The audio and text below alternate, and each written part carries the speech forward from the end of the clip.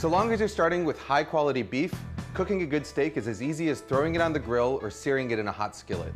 But if you want perfect steak, and I'm talking steak with a rich, brown, crackling crust and a medium rare core that extends all the way from edge to edge, then you need to take your technique to the next level. Now, traditional methods like broiling, grilling, or searing in a skillet leave you with one problem. Your steak develops a temperature gradient inside it. So while the very center of the meat might be a perfect medium rare, as you move towards the outer layers, it becomes more and more cooked until you reach the edges, which have the dry, chewy texture of well-done meat. So the question is, how do you minimize this overcooking? So here's the thing, the more gently you cook your food, the smaller that temperature gradient inside is going to be. So for instance, if you cook a steak in a 500-degree oven, you're going to develop a pretty thick band of gray meat inside.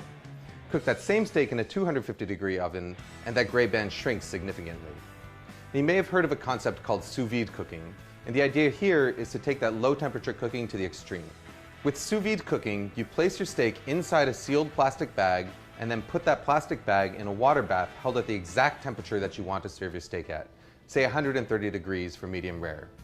About 45 minutes later, you take your steak out of that bag and it's perfectly evenly cooked from edge to edge with no temperature gradient and no danger of overcooking. The problem is that sous vide equipment is really expensive, but there's an alternative. A regular old $30 beer cooler.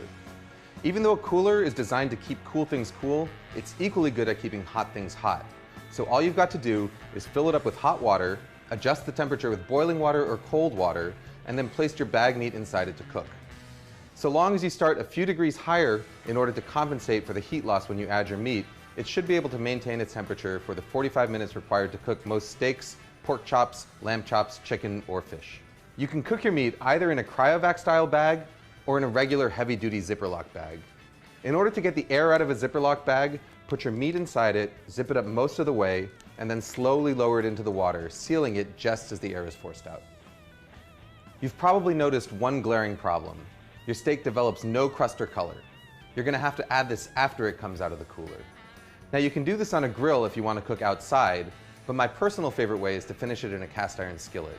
Just heat up some oil over the highest possible heat while you carefully dry the outside of the steak in order to help it brown faster.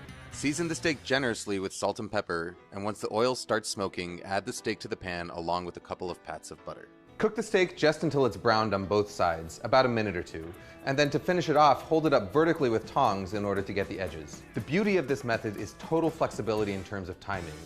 Once your steak comes up to temperature inside the cooler, you can let it sit there for up to a few hours longer without worrying that it's going to overcook. Your steak is going to be hot and ready to sear as soon as you're ready to eat. You want to up your game even further? Then get yourself one of these guys.